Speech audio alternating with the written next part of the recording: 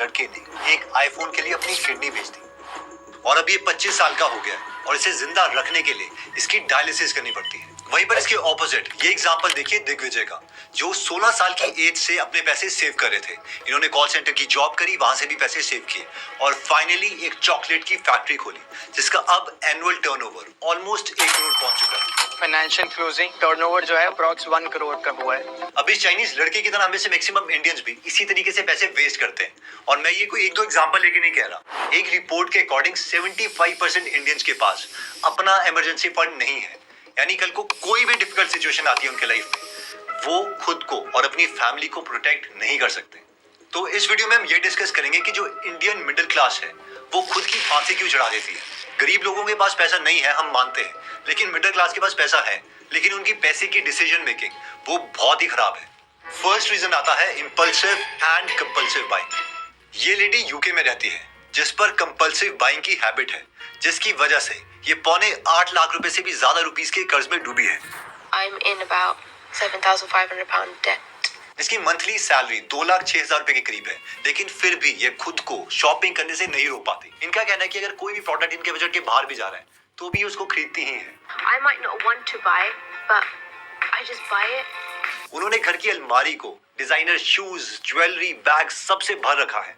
ये कहती हैं कि अगर ये शॉपिंग ना करे तो इनको डिप्रेशन होने लग जाएगा। हम इंडियन अब गीता के श्लोक को समझना हो गया है आसान। सुनिए श्रीमद् भगवत गीता की ऑडियो बुक, जिसमें गीता के मैसेजेस को आसान हिंदी भाषा में समझाया गया है। इस ऑडियो बुक से आप अपनी कमियों और मिडिल क्लास का भी कुछ इसी तरीके से हाल है, बिकॉज एक रिसर्च के अकॉर्डिंग 79% इंडियन पॉपुलेशन इंपल्सिव और कंपल्सिव बाइंग की हैबिट की शिकार है।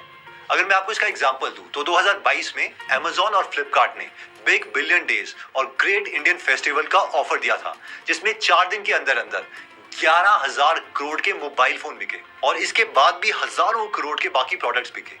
अब ऑब्वियसली इससे तो कंपनीज को बहुत फायदा हुआ, बट ये इंसिडेंट इंडियन नेचर को बहुत अच्छे ढंग से बताता है। तो अब सवाल आता है कि इसका सोल्यूशन क्या है। सबसे पहले हमें ये समझना पड़ेगा कि जो इंपल्सिव और कंपल्सिव बाइंग है वो होती क्यों है। ये होती है 2 कारणों की वजह से। पहला एक्साइटमेंट और second is FOMO, which is fear of missing out. यानी कि 1, हम किसी प्रोडक्ट को देख के इतने एक्साइटेड हो जाते हैं कि हम उसे खरीद ही लेते हैं, या फिर सेकंड फोमो, जिसका मतलब है कि अगर 50% कहीं पर ऑफर चल रहा है तो हम उसे मिस नहीं करना चाहते और फिर बिना सोचे वो चीज खरीद लेते हैं। एक्साइटमेंट का अगर मैं आपको एग्जांपल दूं तो 2020 में एप्पल ने एयरपॉड इतने के बेचे हैं जितना कि उस साल एडोबी ने पूरा का पूरा बिजनेस नहीं किया, स्पॉटिफाई ने उतना बिजनेस नहीं किया, इवन की स्नैपचैट जैसी कंपनीज ने उतना बिजनेस नहीं किया। इन शॉर्ट, ये जो ब्रांड की एक्साइटमेंट है, स्पेशली एप्पल ब्रांड की, उसमें हम लोग अपने को रोक ही नहीं पाते। एक्साइटमेंट को रोकने का सोल्यूशन आता है the rule of 24, which means कि अगर हमें बहुत ज्यादा एक्साइटमेंट हो किसी प्रोडक्ट को खरीदने की, तो हम कम से कम खुद को 24 घंटे देंगे उस प्रोडक्ट को खरीदने के लिए और फिर हम खुद से बात करेंगे कि एक्चुअल में क्या मुझे ये प्रोडक्ट चाहिए या फिर कोई चीपर प्राइस पर मैं कोई सिमिलर टाइप की कैपेबिलिटी का प्रोडक्ट ले सकता हूँ। यानी उस प्रोडक्ट की यूसेज और उसकी एक्साइटमेंट को अलग करना। नेक्स्ट पॉइंट आता है शो ऑफ। ये जो आप क्राउड देख रहे हो, ये किसी पॉलिटिशियन या सेलिब्रिटी को देखने के लिए नहीं आया है। ये आया है हैदराबाद में एक शोरूम खोलने के ऊपर और इस शोरूम का नाम है आइकिया। इस शोरूम के ओपनिंग डे में 40,000 लोग इस शोरूम को विजिट करने के लिए आए। ये इतना ज्यादा क्राउड था कि इस क्राउड को मैनेज करने के लिए पुलिस बुलवानी पड़ी और तो और उस दिन 1 करोड़ से ज्यादा के प्रोडक्ट्स भी इन्होंने सेल किए। बट हम इमेजिन कर सकते हैं कि शो ऑफ और डिस्काउंट्स के लिए हम किस हद तक जा सकते हैं। जैसे कि हम सब जानते हैं कि इंडियन मिडिल क्लास में गोल्ड खरीदने का ट्रेंड एक्सट्रीम लेवल पर चल रहा है।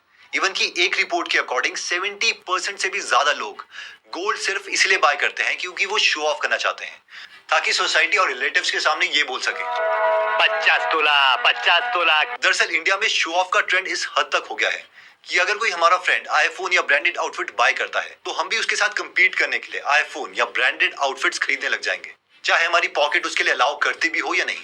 और शो ऑफ का एक सोल्यूशन है which is 2x rule, meaning कि अगर मैं कोई चीज खरीदना चाहता हूँ तो कम से कम मेरे पास इतने पैसे होने चाहिए कि मैं उसे 2 बार खरीद सकूं।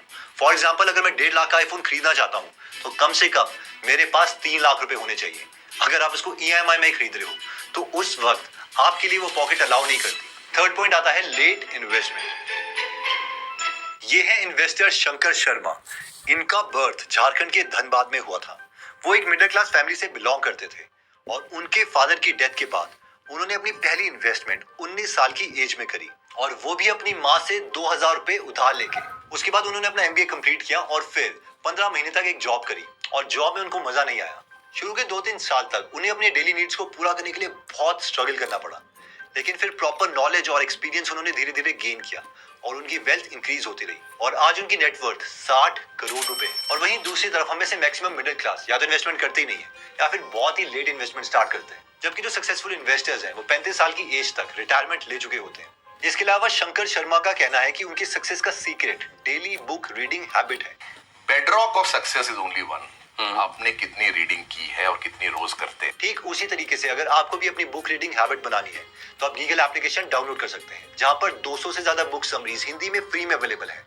और तो जब हम 60 साल के हो जाएंगे, अगर आप इस एप्लीकेशन में इंटरेस्टेड हैं तो इसका लिंक मैं डिस्क्रिप्शन और फर्स्ट कमेंट में दे दूंगा। Coming back to the story, देखिए इस सक्सेसफुल इन्वेस्टर से इंस्पिरेशन लेकर हमें भी अर्ली इन्वेस्टमेंट स्टार्ट कर देनी चाहिए। अर्ली इन्वेस्टमेंट करने से हमें कितना बेनिफिट हो सकता है, इसे हम एक एग्जांपल से समझते हैं। सपोज आपकी एज अभी 20 साल की है और आप हर महीने 20,000 रुपए 40 साल तक सिप में इन्वेस्ट करते हैं, और अगर ऑन एन एवरेज आपको 15% CAGR मिलता है तो आपके पास 62 करोड़ रुपीस होंगे, just because of one simple habit.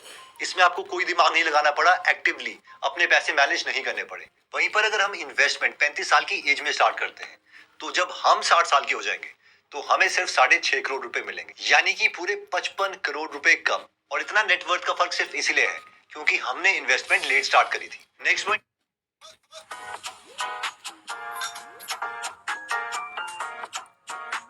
कहता है लॉटरी मेंटालिटी, यानी 21 दिन में पैसे डबल। ये लाइन इंडिया में इतनी पॉपुलर है कि हम सब इसे अच्छे ढंग से जानते हैं। इंडियन मिडिल क्लास को बहुत जल्दी अमीर बनने का डिजायर है, जो कि एक अच्छा डिजायर है, बट इस डिजायर की वजह से बहुत से स्कैमर्स हमें स्कैम कर देते हैं और मैक्सिमम ऐसी कंपनीज MLM यानी पिरामिड स्कीम को फॉलो करती है। मैं आपको बताता हूँ कि ओवरऑल MLM का स्ट्रक्चर काम कैसे करता है। ऊपर के कुछ लोगों को शुरू में बहुत ज्यादा पैसे दिए जाते हैं। एक कहावत है वॉरेन बफेट की कि सबसे बड़ा दुख दुनिया में वो है कि आप अपने दोस्त को अमीर होते हुए देखते हो, और इस चीज का ये स्कीम बहुत फायदा उठाती है। फॉर एग्जाम्पल आपके उसने